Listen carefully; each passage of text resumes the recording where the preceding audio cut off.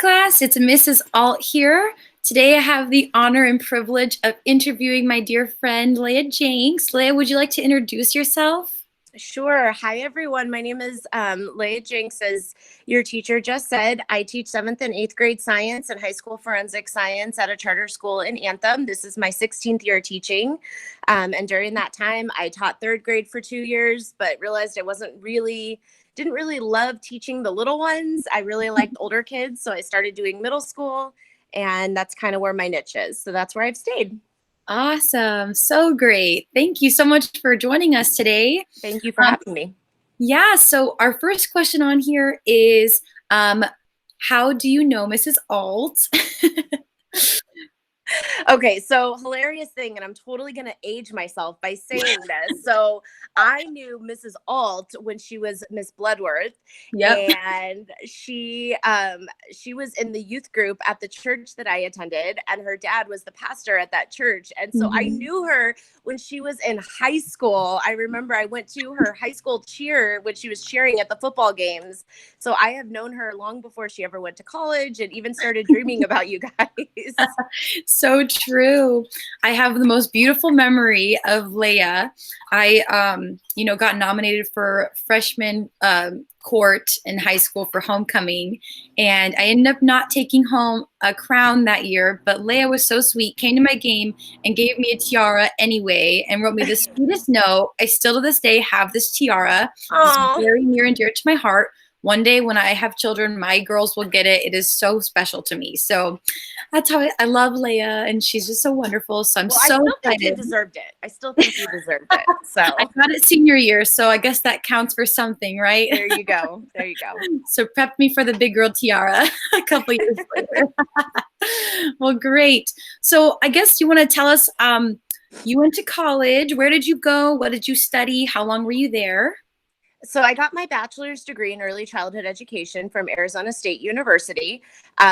Funny thing, I changed my major 3 times. Teaching was not what I originally thought I was going to do. I thought I was going to be a photographer, and I do love taking pictures, but the art classes and stuff were not quite up my alley because you have to take so many art prerequisites, and it's a very expensive major.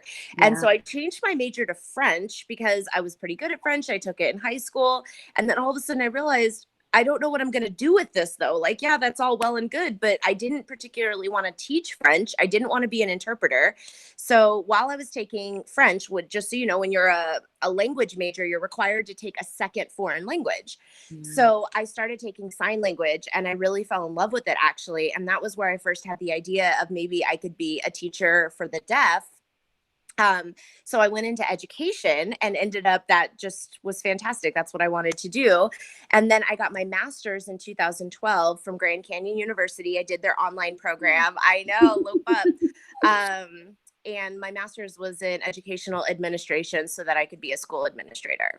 Oh, that's awesome. That's awesome. So you have both a bachelor's and a master's degree. Yes. So total, what is that, 6 years of school? I wish that was 6 years of school. So it took me 5.5 years to finish my bachelor's degree because I changed my major 3 times. Oh, that's right. You know what? No shame in that. Honestly, college was my favorite time in my life. If I could go back to any time in my life, my undergrad years were so much fun. I lived on campus for 4 of the 5.5 years. And then for a year and a half, I lived in the Campus Crusade for Christ house with a few of my friends. And that's where I met my now husband. And which you know Mike. And it was totally worth it. So 5.5 years for my bachelor's degree because of the semester of student teaching, right? Yeah. And then my master's, I did it online while I was teaching full time and pregnant. Coincidentally, I got pregnant in the middle of my master's degree and had a child while I was taking my master's degree. Oh, wow. So that took me 2 years. So what, 7.5 years? Wow. Okay. Of school. So a long time in school. But that was just while I was in college, because honestly, I know this sounds very trite.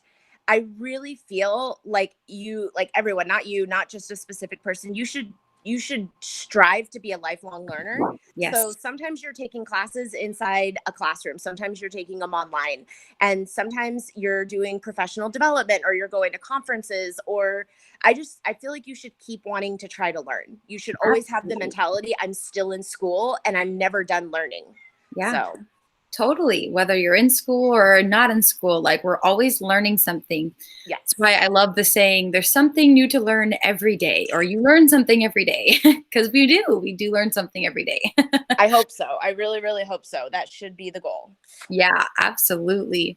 So I was going to ask you, so what you mentioned earlier that you're a teacher now, and Yes. I was going to ask you what ELA skills, like English language arts skills, do you use in your past jobs, your current job? So I was thinking about that, and it's funny because I don't teach ELA, right? I teach science. Right. However, when you had asked me if we could do this, I was like, yes, you have to interview me because I'm extremely there's a couple areas of my life that both as a teacher, but then also just as an individual, I'm really passionate about when I see huge ELA and grammar faux pas.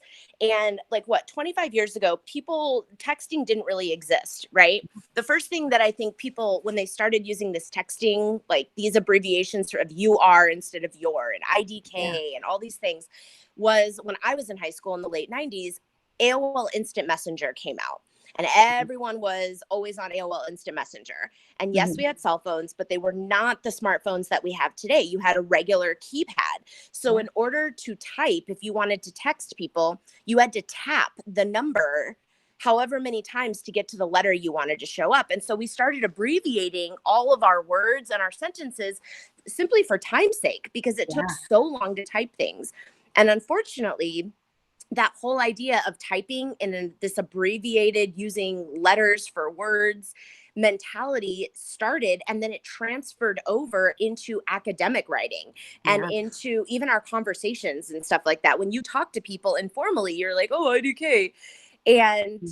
now that we're in this place where we're all online, right? There's a lot of kids, some kids are coming back into the classroom, some people are online. And I Yeah. get emails from my students where one, their entire message is in the subject line. So students don't do that because as a Yep. teacher, it makes you bonkers, Yep. right? Your email subject line in an email should be like 5 words tops. Give us a Yep. snapshot of what the email is about. And then I'll open up these emails from my students and sometimes I can barely read them and I want to respond and I want to be encouraging and I want to let it be a learning moment. But part of me wants to be like, when you can learn to type to me properly, I will respond to your email. Yes. Um, but then I have to remind myself, this is how we're an entire new generation of social media, Yeah. texting, where that's how we type all the time. And I Yeah. think what has become so important for me to understand, both as a teacher, as a professional, there is academic writing, and then there's informal social media texting writing. Yeah. And I think it's really, really important. Like, how old are your students, Mrs. Ault? 11 and 12, sometimes 13. Okay, so you guys are in, I know you're not applying to colleges yet. You may not be applying for scholarships, but you guys are at the age where you might be applying for National Junior Honor Society. You Yeah. might be writing to be into student council. You are turning in full papers and essays to your teachers. And part of what you're trying to demonstrate is your content knowledge, like the subject matter, but you're also trying to demonstrate your thought process. And that comes Yeah. out in how you write. And so there is a place and a time for abbreviating all of your words and using that kind of slang language that we use in social media. Yeah. But in academic writing, that's not the place and the time. And I Yeah. think if I could really emphasize anything, if I was applying for a job and I was writing my resume, or I was even shooting an email to my future employer, and I started out my email with no greeting, right? You should always say, good morning, Mrs. Ault, hello, whatever it is. And then I put in there um, IDK, where I'm with a lowercase I am with no apostrophe. Oh If my. my email was just a disaster, they're probably not going to follow up with an interview. They'll be Yeah. like, no, thank you. Not because I'm not intelligent, but because if I don't have the ability to express myself appropriately, why are they going to invest the time in me? Totally. Communication is key. And it's so funny that you bring up that point because the first 5 weeks of our class together, so we're on an A-B schedule right now. Okay. And we did the first 5 weeks, the first three classes, like the A schedule, and then the last 5 weeks, the B schedule. So both classes have had email etiquette assignments from me where we talk about exactly what you're saying, like Bless you. how to do a subject line, because a lot of my students did not know that coming in. Yes. They're new to the Yes. technology, things like that. How to do a proper greeting, a body text, and a proper closing in the signature line. And these skills are just not things that are known by, like what you're saying, Right. simply because it has not been taught. And so I love that you emphasize that, because that really just crystallizes from a different teacher's perspective, you know, things that we want to see versus we don't want to see, especially as we, as, you know, the students in my age group approach adulthood, you know, as they grow to be more and more professionals in whatever skill they want to choose profession wise. It's always good life skills. It's not just academics, right? It's both life skills and academics. So I love that you said that, because it's like, wow, my teaching finally just like came to life just now. So thank you.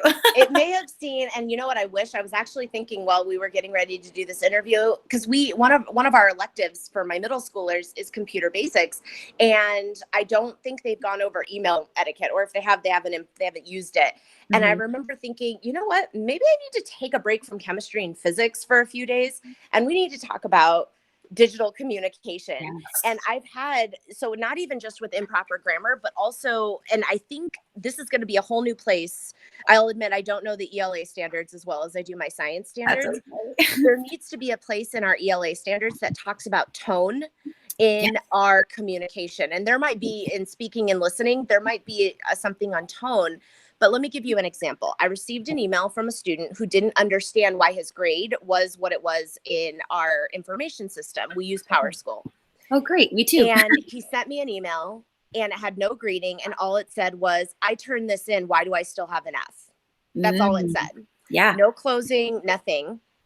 And it was, and I know my student well, right? So I knew that that was probably not the tone he was putting across. So I was like, this is a teachable moment. So I emailed him back and I said, you know, so-and-so, I think what you meant to say was, hello, Miss Jenks. I checked my grades in PowerSchool and I noticed it's still an F. I wanted to double check with you to see, did you receive that assignment?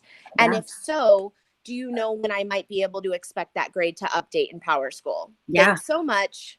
You know, insert my name here. Right. And I CC'd his mom on it. So that way there wasn't any secrets. I don't ever say something to a student I wouldn't be willing to say to a parent.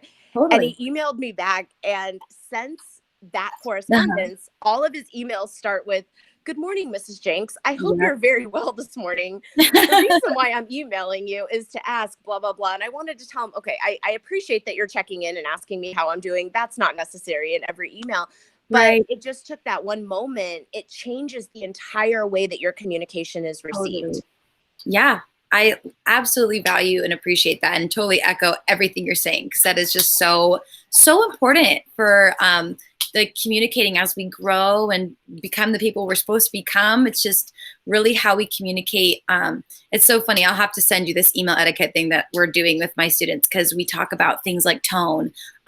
We compare tones of two different emails, like, oh, just because this one has a greeting, but the tone is off, like, you know, they are missing a greeting still in this opposite email, but the tone is much better than the one with the greeting. Yeah. So it's like encompassing all those important pieces. So that's so awesome that you just echoed that. So I guess what I want to ask you as we kind of wrap up our time together here, what are some advice that you have to a student who wants to have a job like you someday? I know that we're both teachers, but you have some big goals of being an administrator and stuff like that. Like, what are some goals or some advice that you would have for them to become who you are? So one of the things that I really want to emphasize, and it's funny, you know, Mrs. Ault and I both went to the same college. She got her undergrad and I got my master's. And there was a professor at GCU. He did my internship for, it's called your principalship, where you basically shadow a principal, kind of like student teaching, but to be an administrator. Uh-huh. And the professor had told me that our desire and our goal should be servant leadership. Yeah. And just this idea that when you're going, whatever the profession is, you should always go into it with the idea that, one, no one's better than you, even if you're a boss. Yeah. If you are a boss, it doesn't make you better than other people. It just means that you're responsible for the well-being of more people. And Totally. so just this mentality of servant leadership, and when you go into any profession that you have with the idea of how can I make this profession better? How can I give 100% today? It changes your mentality to what's in it for me to what do I have to offer. Yeah. So that's one thing I would really, really recommend.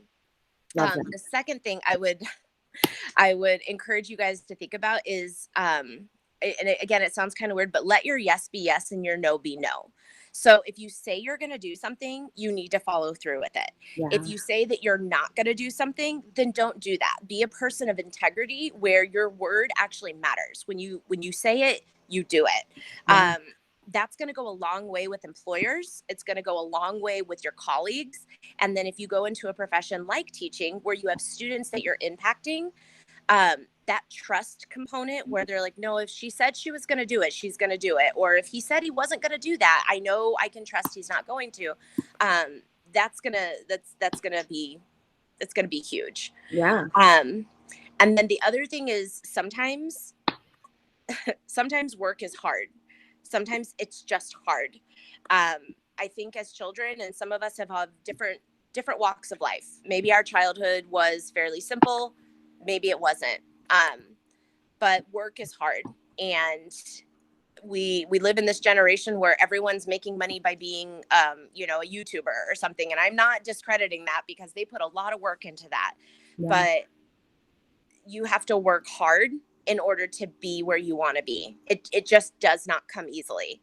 And so if you go into the mentality of, you know what, I'm going to work really hard for the next 40, 50 years of my life, it becomes part of your mantra. It's who you are rather than, oh, I have to work so hard today. Well, we work hard every day. Yeah. And I tell my students the same thing. I was like, and my children, I have 2 girls at home. My job is to go to work every day and teach. Their job is to go to school every day and learn. Yeah. So we all have to work hard every single day. Yeah, totally. I love that too, because it really helps put a pacing into how we can appreciate and be good stewards of our time and our resources and our knowledge on both ends of that. Like, Yeah. as a student, I trust that my teacher is going to be on top of their grading and be on top, like be in charge and responsible with like the lessons that they're going to present to me in class. And as a teacher, I know my responsibility and my duty for teaching is to make sure they walk away with something to learn. So I think that's so awesome that you said that, because it's not just one person working. It's everyone has to work hard at what they're doing every day, right? So I love that. Thank you so much for saying that. It's incredible. Yeah. Well, great. Is there any other closing thoughts you want to share with us before we end our time? Just encourage you guys. We're in a really unprecedented time, right? Yeah. I don't think anyone could imagine 2020 was going to end up the way it is. Yeah. And it can be emotionally draining to be in this time where things, and everyone says, I just want things to go back to normal. Personally, I don't think that we're ever going to go back to normal. I do think we'll get towards a new normal, but I don't think we're ever going to go back to maybe how things were. And that's just how society changes. I mean, 2000 years ago, we never went back to that either, right? Things are always going to be changing, and they're always going to be becoming new. But I really want to encourage everyone that if you're struggling, find someone to talk to. There are teachers and adults that really, really, they don't just care about your education, they care about you as a person. So if you're struggling, talk to a teacher, talk to someone, because that is, I would say, and maybe you agree with me, Mrs. Ault, I would say maybe 25% of my job as a teacher is actually delivering content. Yeah. The other 75% is the whole child aspect, is the relationship with my students' parents, is my relationship building with my students. So please reach out to people, but don't give up, because eventually things are going to shift again, and then we'll have a whole new normal to deal with. Yeah, absolutely. What sound advice. I so appreciate that wisdom. And so thank you so much for your time today. I appreciate you sharing with us. Yeah, we really appreciate it. You're welcome. Thank you for having me. Oh my goodness. Anytime.